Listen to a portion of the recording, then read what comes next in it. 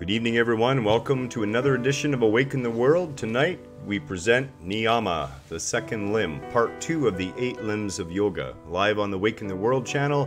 Tonight is Tuesday, June 19th. It is 6 p.m. Pacific Standard Time, and we already know Jennifer is there. And Cindy's here too. Hello, Cindy. Yeah, I apologize, guys, about the chat. This isn't normal. It just started doing this all by itself. The cascading style sheet code has not changed magically, but somehow the interface is a little messed up. So I do apologize if that gets in the way a little bit, and I will work on fixing that for tomorrow night's meditation. A little strange looking at it like this, but you know, we can live with it. At least we can see what's being said. So before we begin, I want to say a hearty namaste and send out both Kelly and I's love and compassion and well wishes to all of you. You know, we have a wonderful time doing this, and I always look forward to them, and it really enriches me in the process. It keeps me focused on the right sort of things throughout my day-to-day life, and that is absolutely wonderful. So thank you from the bottom of my heart. Tonight we're going to be talking about the second of the 8 limbs of yoga, and that is known as Niyama. But before we get into Niyama, I want to have a little brief chat about what we've seen coming up in the news this week. There's been a lot when it comes to showing us, you know, pictures of, you know, literally hundreds upon hundreds of children kept in cages, very similar to the way you would treat a dog. And I have seen numerous posts about this, and a lot of people fighting up against. A lot of people really angry. A lot of people spewing a lot of hate and vitriol at the people who would do such things. And don't worry, Jennifer, Kelly can't spell worth a damn.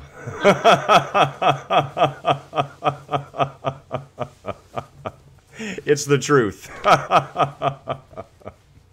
And I will ask Kelly to keep an eye on the comments for me because, you know, they look really little tonight on my screen for some reason. Like, I mean, really small. It's like, what?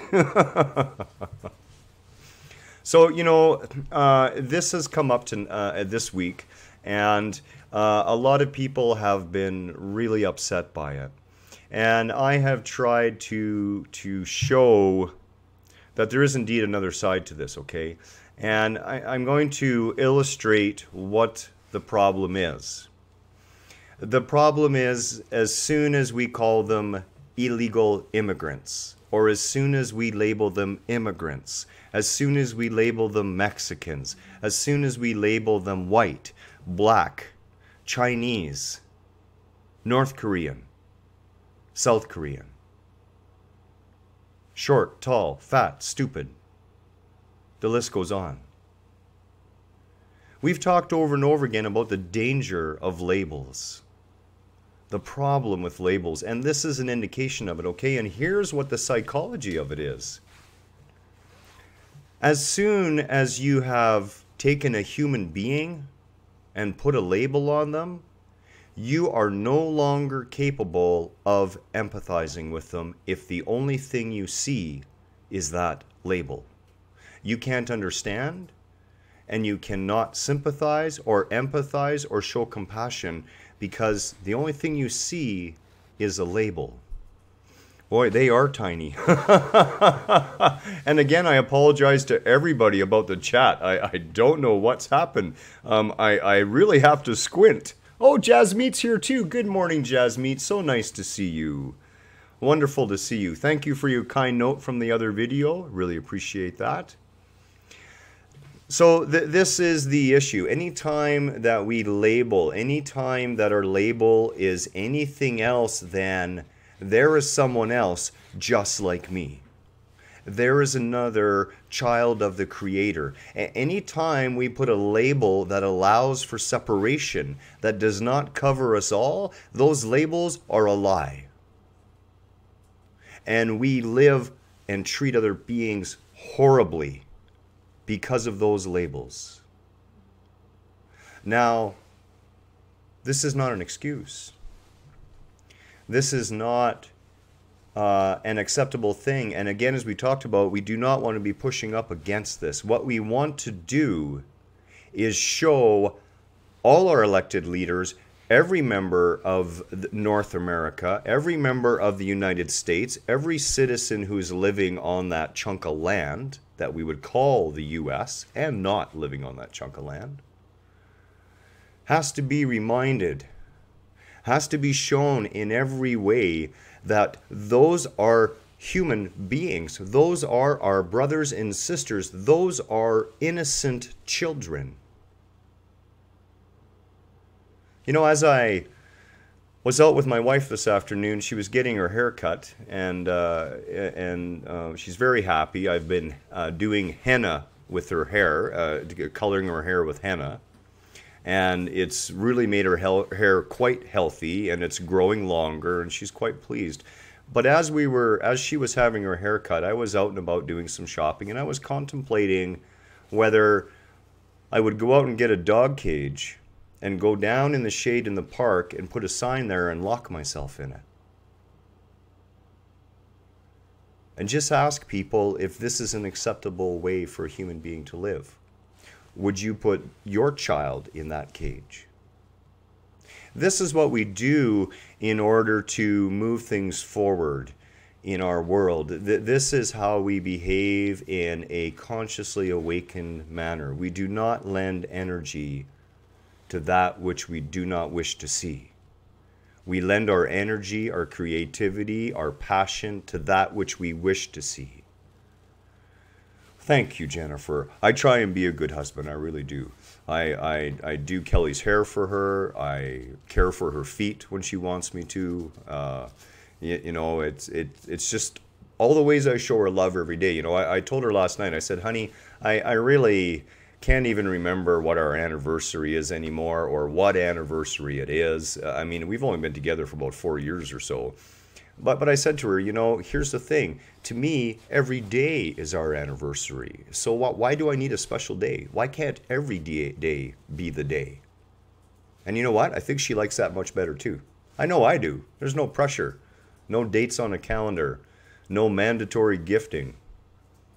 And what does that mean? It means that that which is given freely and is received freely without any sort of, well, you know, you were supposed to on this day or whatever the case may be.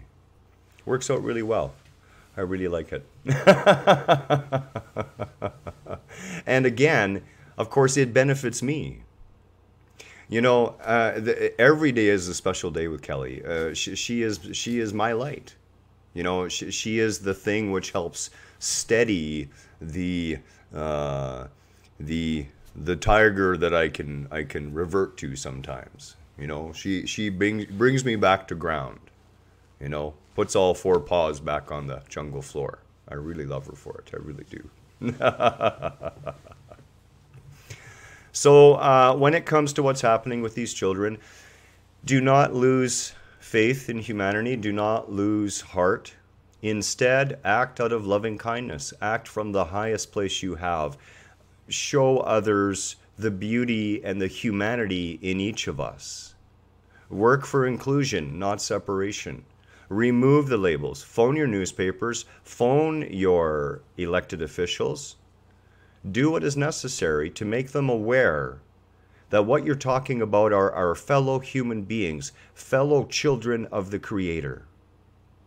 You know, it's amazing to me that so many of those people in immigration, you know, especially from Mexico, and this is not a stereotypical comment, okay? I guarantee you that probably 75 to 80% of those people are practicing Catholics.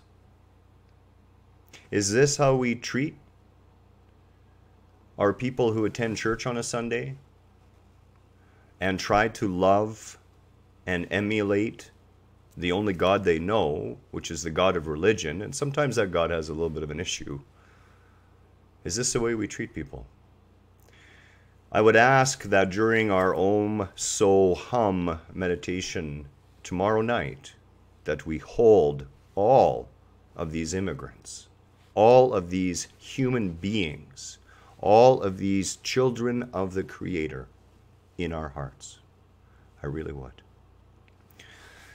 So, on with tonight's talk. And tonight we're going to be talking about Niyama, again, the second limb. And Niyama has to do with the techniques which we can undergo ourselves, work with ourselves, in order to forward our growth in conscious awakening, in forwarding, reaching out and reconnecting that line with that creative sea of consciousness.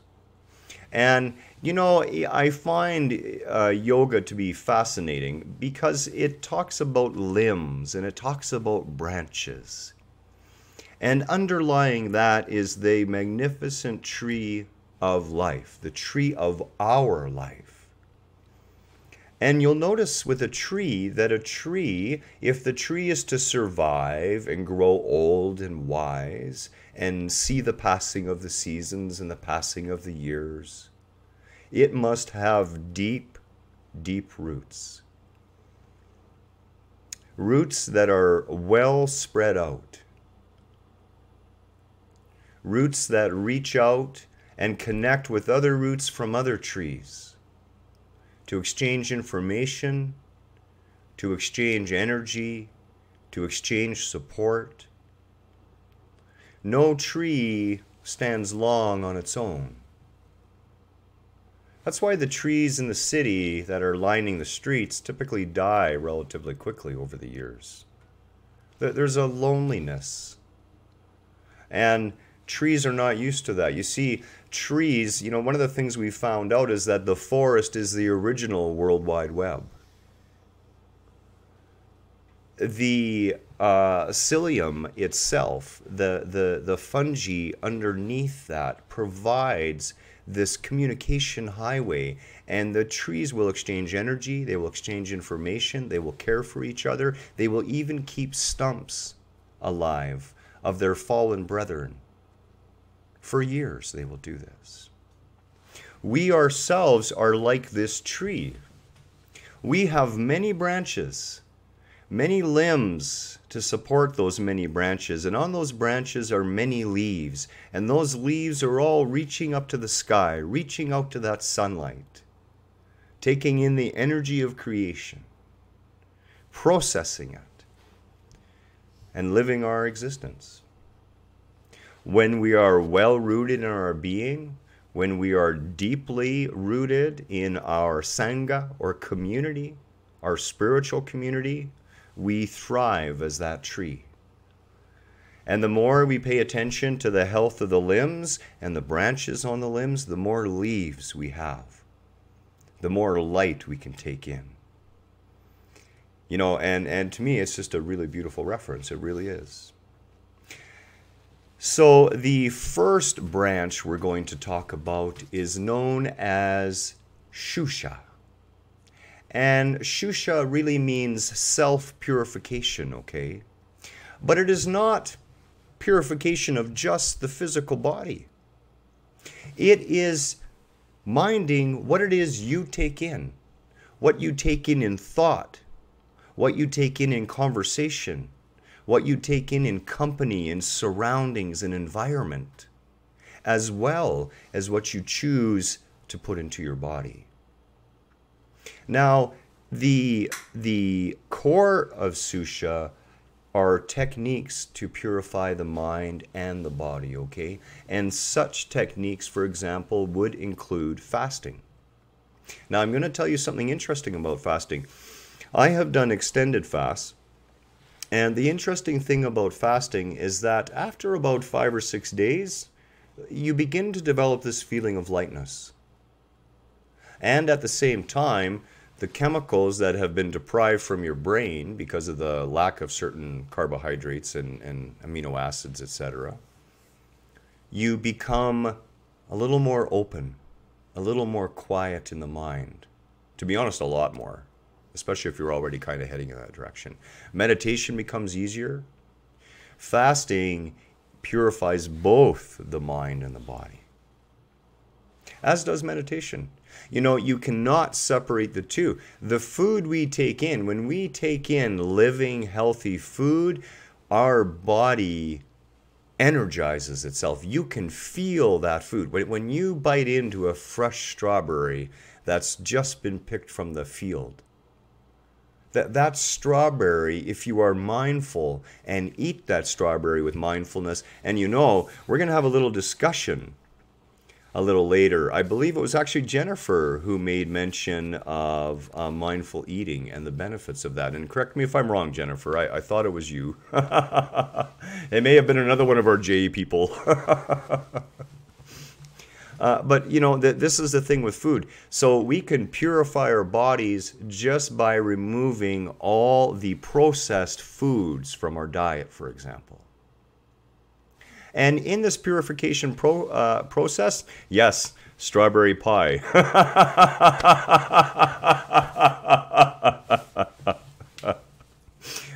I think Jennifer's a little fixated on the pie. We're going to have to try and find a way to get a piece of strawberry pie down to her. I mean, there's just got to be a way. Maybe we can package it up and ship it overnight or something. So these techniques that we engage in to purify mind and body, all of these things we're doing working towards that eventual goal, the whole idea of seeking first the kingdom within. Seeking that divine connection again, seeking to realize the Atma, or the indwelling spirit. And again, the spirit really isn't dwelling in, the spirit is manifesting this form. It truly is. So when we talk about what we take in, we are talking about the thoughts that we're producing by what we're doing as well. So this is where the mindfulness comes in. And as with everything else, one of the things about the 8 limbs of yoga is these were to be undertaken willingly and with joy and with expectation of growth.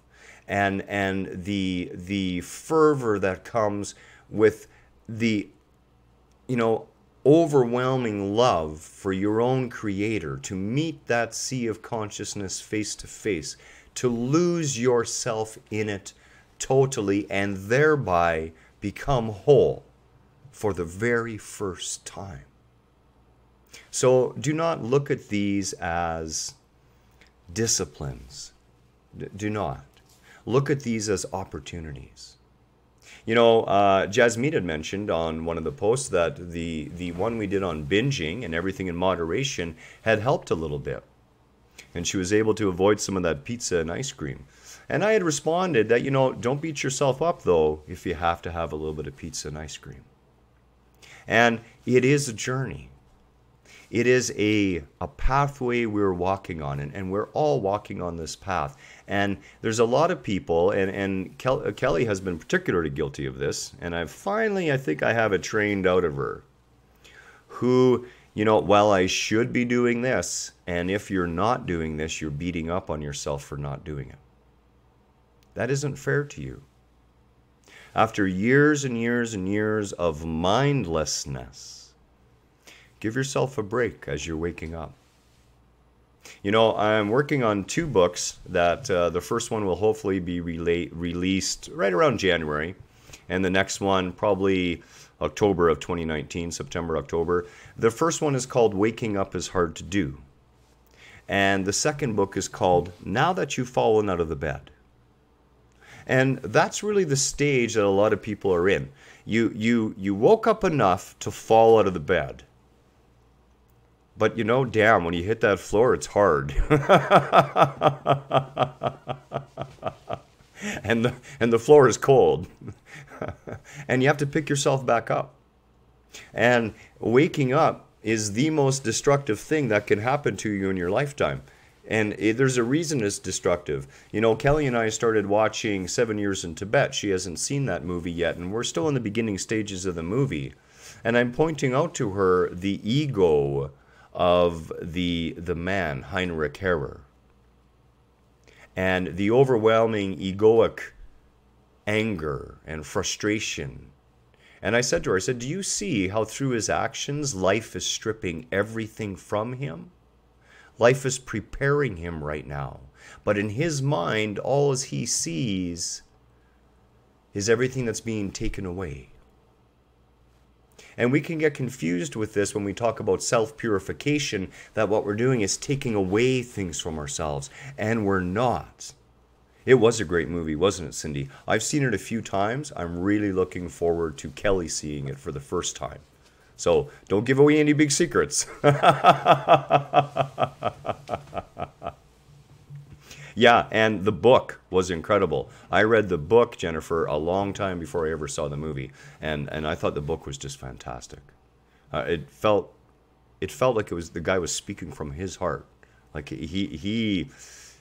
I tell you, he woke up. He certainly did. Wonderful, wonderful thing.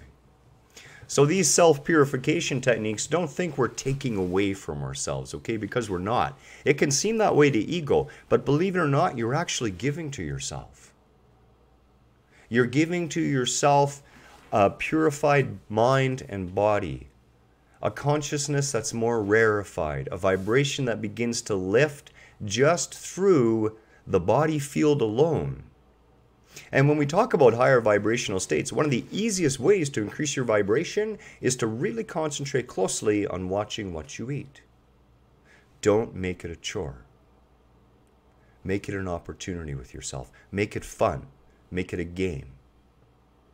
You know, one of the things I've said before is take your little treat, wrap them up, and write the word awareness on a tag.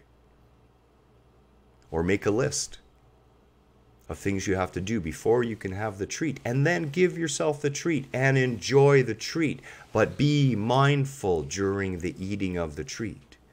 See how your body reacts to it. This is one of the beautiful things about self-purification, about Xuxa. The more mindful you become, you can actually feel what your body's telling you about what you're putting into it. And I got to tell you, as much as I love those little Mike hikes, more and more every day, I'm eating less and less and less of them before bed as a little snack. Now I'm down to a little tiny handful, whereas I was guilty of eating 2/3 to 3/4 of a box of them. What we take in matters. You know, we've all heard that phrase, garbage in, garbage out. Same thing happens with our minds. Same things happens with our bodies. So mind your environment. Mind those you keep company with. Mind the time you take to purify your mind and body.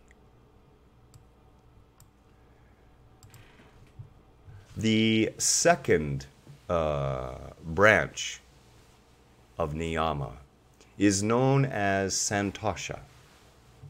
Now, Santosha can be really thought of ultimately as contentment, as satisfaction and delight in what? In all of existence, in your existence, in the existence you're sharing with others. It is an acceptance of life just how it is. And you know, I'm still trying to get Kelly to this point. So don't feel bad if you're not quite there yet. But I have to tell you, from my own direct experience, you know, I'm going to speak to you as Buddha would have spoken, because Buddha spoke only from his experience. And that's what I try and do too. I've tried to take the lessons that he has shown, all the enlightened beings have shown, and speak from my experience. And in my experience, the more contentment and satisfaction and sheer delight you have in the existence you're in right now, the happier, the healthier, the less stressful, the more peaceful, the calmer, the stiller you will be. This is the truth. Jennifer says, after a while, you find out you really do not want what you thought you want. Yeah, you know, as I said, it's never that we want. It's a feeling we're looking for. And, you know, having that chocolate feels good for about a second until all the guilt catches up with you. You know? And that's where the problem comes in. And Santosha, for example, can apply to this as well. Contentment and satisfaction and delight in our very existence. will help with the purifying of the body. You see, that's why I put the thing about the tree of life there. If you look deeply at the tree, what do you notice? None of the roots, the trunk, the limbs, the branches, the leaves, none of them stand on their own. Each one is interconnected to another. Each one serves the other. Each one empowers and benefits the other. This is the same power of the branches of the 8 limbs of yoga. To apply them in your life, to put them to work in your existence. They will empower all the other branches and empower the other limbs until one day you will wake up in the full realization of that powerful spiritual being that you are, and I will come there to wash your feet for you. Happiness becomes natural when we are content.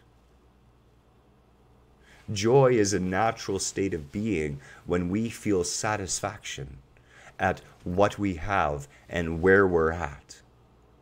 And I learned a hell of a long time ago now, thank God, I really do thank that sea of consciousness, to give up any expectations of how I thought life should turn out.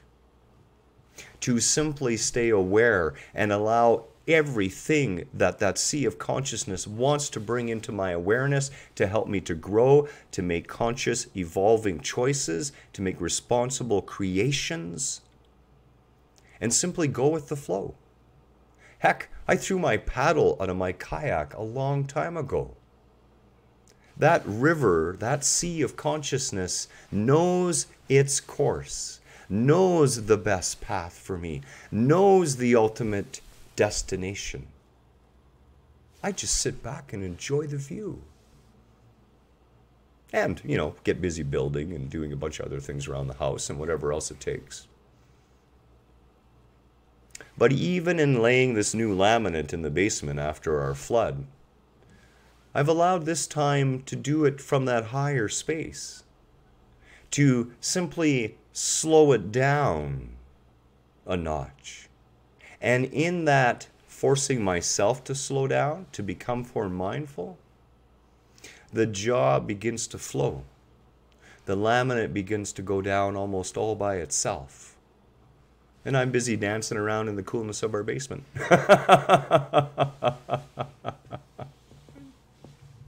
And what a view it is, Jennifer. That's right. Exactly. We go with the flow. Intent, inner being, outer being. What does this mean? Well, here's the deal. Whatever is going on with our intent, with what's going on inside of us, we will feel manifesting without, and it will appear to be coming right at us. This is the deal when we do not stay in this place of contentment, of satisfaction, of acceptance and surrender of exactly what life has to give us. And there's yet another deeper level to this still, and that is taking only what is needed. This can be another wonderful way that this particular branch ties in with the other branch that we were just talking about, Xuxa. When we only take what is needed, we only take for our body what is needed to fuel it. We don't take anything extra. We don't take food to fuel our mind's thoughts or our perceptions. We instead turn to other things to help deal with that. And I've given a few suggestions about making a little list for yourself. And you know, you can make this really fun. And pretty soon you're going to find, just as Jennifer had said, that sooner or later you're going to be there meditating mindfully for your 2 minutes to have the chocolate. And the next thing you're going to know, a half hour is going to have disappeared. And you're going to be sitting there in such profound stillness that you won't even contemplate the chocolate anymore. I see that there for everybody. Because it doesn't matter what it is, we all have something we reach for when we've made ourselves feel bad. Try to reach for those things which will uplift you. Try to reach for those things that will put that smile of contentment and satisfaction and delight on your face. And understand, in reality, all you have to do is look around. When I see the way other people are being forced to live, when I see the starvation and people living in cages and the other things that go on this planet, when we label each other, when we cease to see each other as all of that sea of consciousness, as brothers and sisters, as family,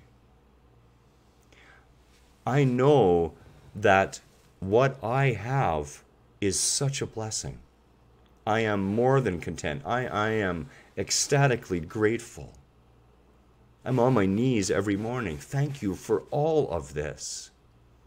You know, Kelly and I went into town today, and we didn't mean to spend a lot of money, but things just added up. You know, first there was a new litter box for the cat, because the cat's grown up now, and the litter box is small, and she's making a mess, kicking it all over the place, so we need a bigger one. And then we need a new litter, and you do some shopping, and you buy a few things here and there, and next thing you know, it's $200 and some odd is gone. And I'm sitting in the car, and I'm almost in tears in the thankfulness of having that money available to us. When the truth for so much of our planet is they don't even have pocket change. All these things can help remind us to take only what is needed. To live in a home that suits the number of people in the home. To not live in a home that suits our ego. To take from our environment, to take from nature only what we need in gratitude. Yeah, inner contentment, right? Content with what is. The third branch of Niyama is known as Tapas. And Tapas literally means heat. Okay, it is the heat of discipline. And again, we're going to talk about that discipline word because I don't really like it. Meditation is a form of tapas. And of course, to the ego, it does seem like discipline at first. Yoga, also a form of tapas. And we're actually going to be having a session just about Iyengar Yoga. You know, I was fortunate enough to spend 2 years in India being trained by him.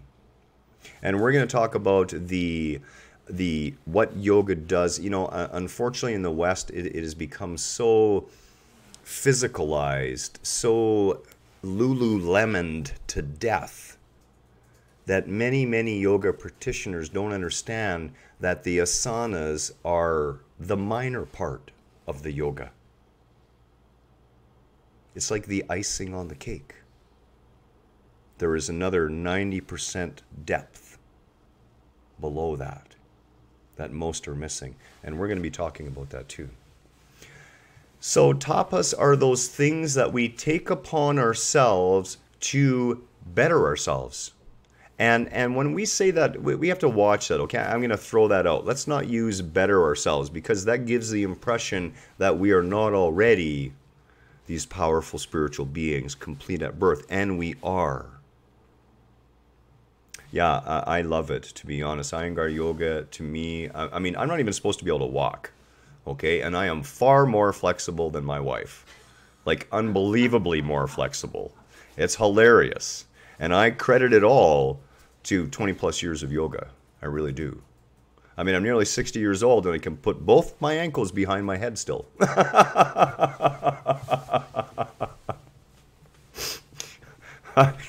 Or, you know, stay in downward dog for 4 minutes if you really want me to.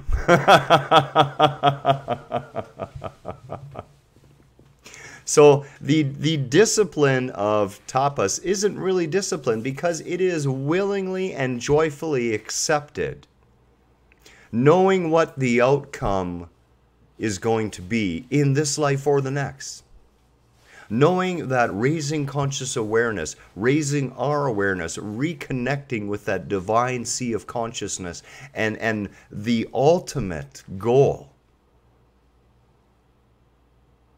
to literally merge with the divine. Oh, I have to stop thinking about it. It's going to just blow me again. As anytime I say that, it goes back to my experiences with that literal merging, and boy, it all comes back in a heartbeat. It really does, and I just can't handle it. I got to pull it back. I'll pop right out of here, and all you'll see is a glowing form sitting in front of you, and then a bright flash, and I'll be gone. It is determined effort, but it is not the discipline of someone holding a whip over you. Flash Garhen. Boy, that's about as witty as you've ever been. And fast, too. Usually Kelly's laughing at the joke 5 minutes after everyone's left. Wow, that was awesome, sweetie. Learning from Cindy. Yeah, Cindy's got some wit, too. Actually, all our group members are pretty darn quick, I noticed. And we really do love the posts, that's for sure. So, you know, when we're talking about determined effort, this is not the determined effort that feels like there's a taskmaster over us with a whip. This is the determined effort of making, seek ye first the kingdom, that kingdom within you, to end the perceived suffering and grief and pain that we feel in our existence, whether we talk about it or not. And all of that perceived suffering and grief all comes from the mind. Tapas helps again bring that mind back under control. It helps to remind ourselves of what we're really capable of, how much power we truly do have. And I promise you, start taking tiny, tiny steps, and you will begin to feel the earth tremor with the power of your footsteps after time. You really will. You will grow into the power of your own being, and the heat of tapas will become a heat that you love to bask in. You know, Kelly and I were talking about this the other night because, you know, while we were doing the 40-minute odd meditation, you know, I could hear her shifting around quite a bit. And I asked her, I said, honey, do you ever look at the shifting before you shift and simply see it? Be mindful of the urge to move and choose not to? And she didn't really see it that way. So I said, well, try that next time. You have to find, again, the middle road, right? That moderation. So if you have an itch during your meditation, observe the itch. See if you can simply allow the itch to be. But of course, if the itch is getting to the point where you're focusing on nothing else except the itch and trying not to scratch it, and you're losing your mindfulness, stop, scratch the itch, and go back to the meditation. Mindful actions, mindful thoughts, mindful deeds. This is really what tapas is all about. It's making sure that the thoughts that we think about where we want to go are lining up with the words we are speaking to ourselves, first and foremost, in our own heads. Okay, the way we're feeling about ourselves, the way we treat ourselves. And then manifesting outside of ourselves into the way we talk to others and the actions that we take. Allow tapas to grow into a full three-dimensional part of your existence, where you take joy in taking only that one cookie, and you allow the rest to stay there. You let that itch be last night. That's great. You know, I have to say that I've gotten pretty good, but there are times when there's nothing there, but I could swear there's a bug walking on me. When it's just like, no matter what, I'm going to stop and I'm going to itch it. So our determined effort, and you know, I'm going to tell a brief story about this, and the reason I bring up a cookie, okay? If you've ever gone to a Christian church banquet, you're going to notice that, and I'm not kidding you, I'm not picking on Christians. I'm really not, okay? I've witnessed this firsthand over and over again. So has Kelly. It is like a stampede at a free buffet. Moderation is thrown out the door. I've sat there and watched people take all the cookies off the plate, or themselves, and walk away. This is indicative of deeply unconscious egoic thinking. And mindfulness and mindful actions, mindful thoughts, mindful deeds. One day you're going to wake up and smile when you only take that one cookie and realize that in all honesty, you'd really only like to take half a cookie, but you don't want to leave the other half. Yeah, it's been pretty funny. If you're from a religious Christian background, I'm sure you know what I'm talking about, okay? Oh, man. 1,001 free buffet items. By the time I got to the lineup, there was like 2 old whole wheat buns left.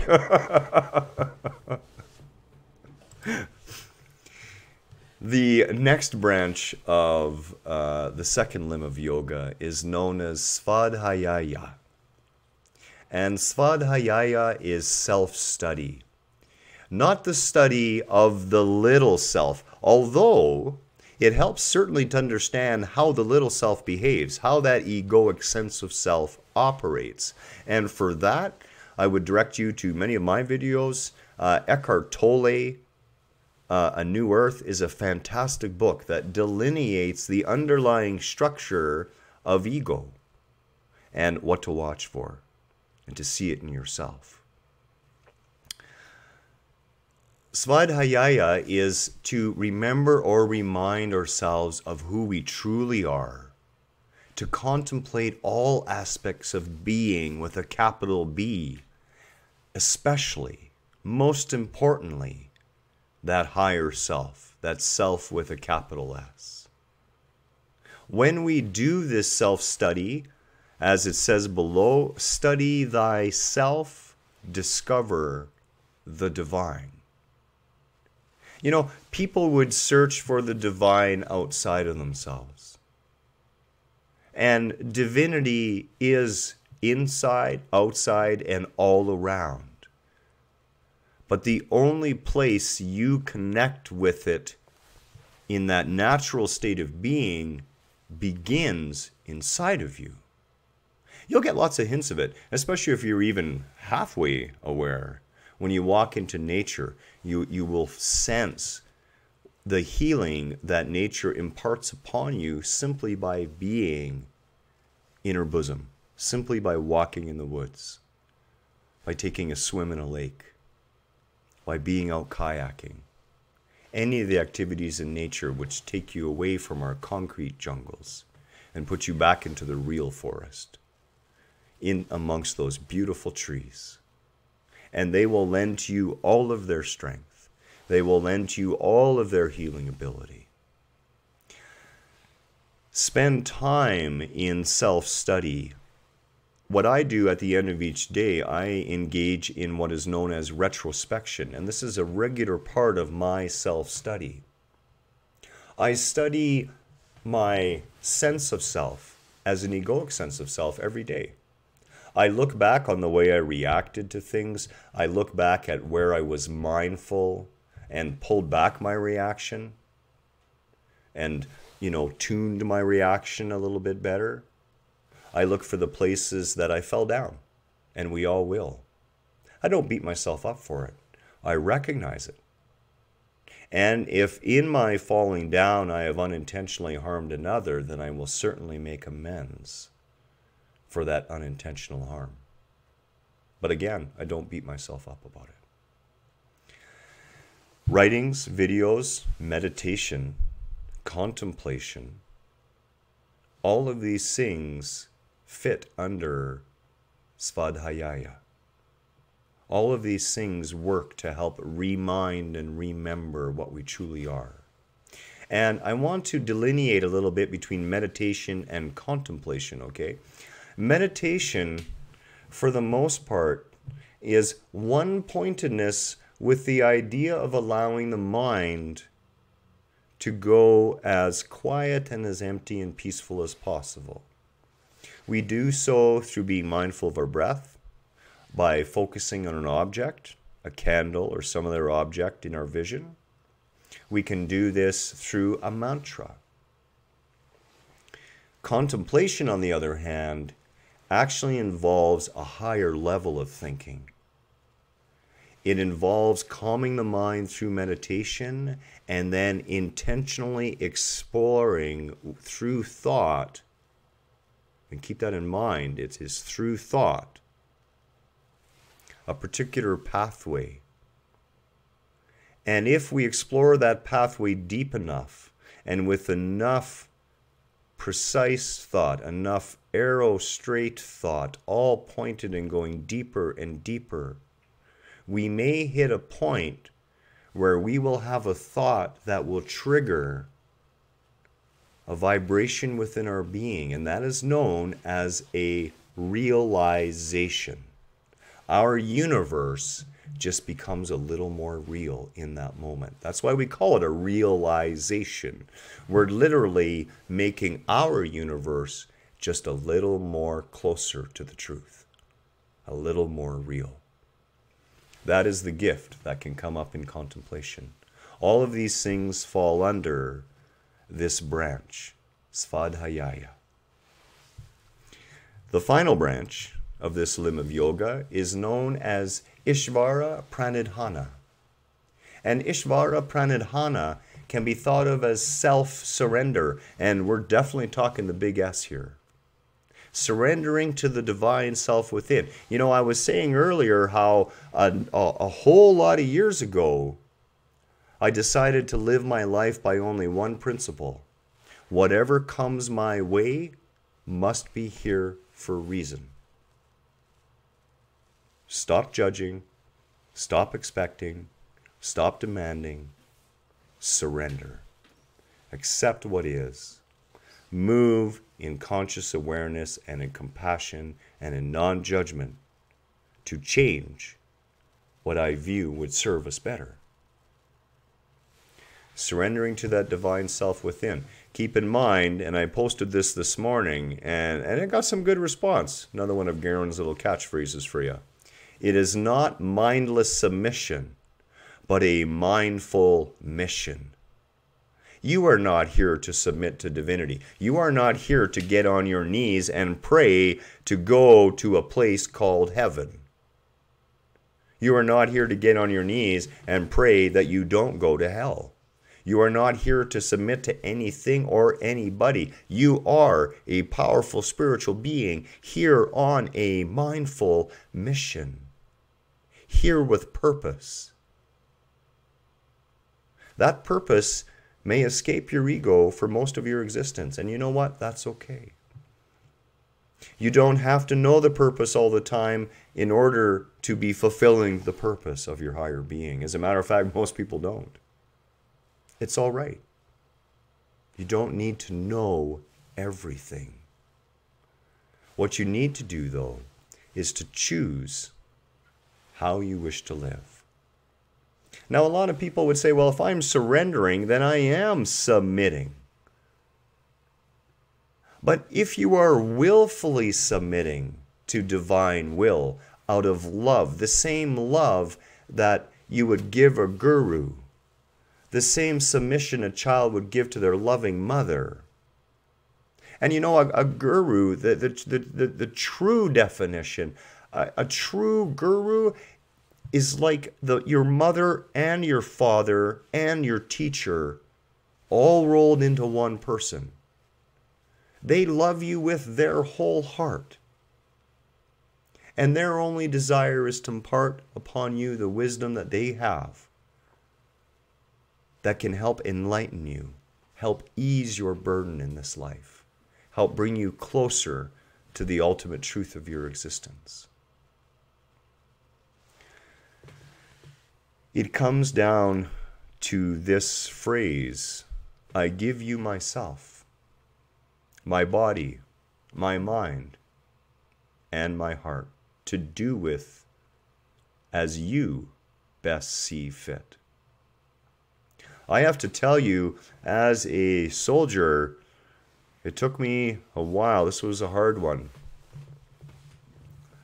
You know, I sat and said this many times, but to be honest, it took a few years before I would actually sit there and use this as my mantra and really, really mean it in the deepest part of my being. And I want to help you get to that point tonight before we end this video. And I do appreciate all of your patience tonight. When we do this, we are not giving up our free will. That is part and parcel of our being. Do not ever think that you're giving your free will away, because you are not. What you're doing is understanding that that sea of consciousness and that which you truly are collaborated before you were born to make this life happen for you, to give you this particular existence, to put you on the pathway that you're on today. Accept that wholeheartedly. Believe in that. Have faith in that. Close your eyes with me for a minute, if you wish.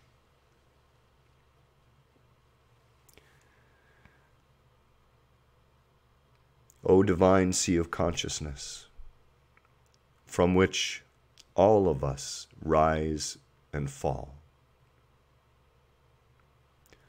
I give you myself.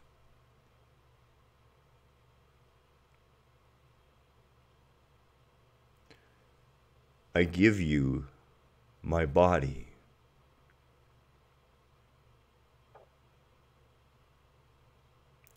My mind.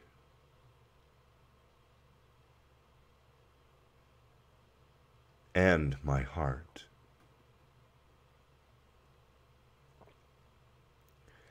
To do with as you see best fit.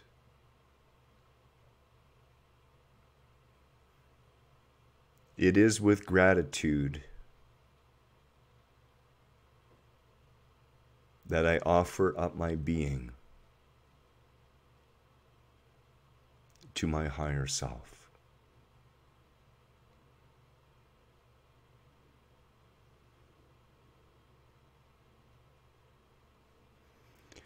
Wow. Gets me every time. You know, these days I am so close to swimming in that sea of consciousness consciously all the time that if I'm not very careful, I can get lost in it completely. And it's a very loving feeling. But again, as with all things, balance.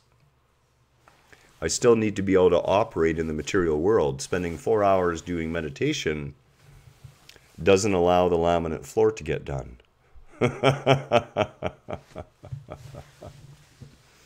So this ends the second of the 8 limbs of yoga, Niyama. And I hope in my heart of hearts that you benefit and begin to put some of these practices into practice. It's a good thing that's not written down. An editor would have changed that. Yeah, Jasmine, you know, there is a real peace in honestly giving yourself to that sea of consciousness, surrendering.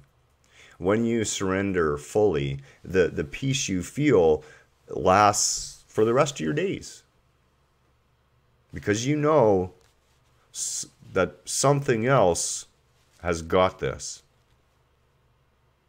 You don't have to worry about it. And in truth, none of us ever did. Much, much love to you all. Namaste to you all. Thank you, Jennifer. Blessings to all of you. Thank you, no matter where in the world you are tonight or tomorrow morning, whatever the case may be. Jasmine, we so much appreciate having you here. I am honored by your presence. I am enriched by your presence. Tomorrow night, we are going to have a beautiful, meditative, Om So Hum meditation. It's going to be done set to kind of a little bit more of a lilt, so it'll be closer to singing it, and the effect is astounding. Much love. Have a wonderful night tonight. I hope to see you all there tomorrow. Take care.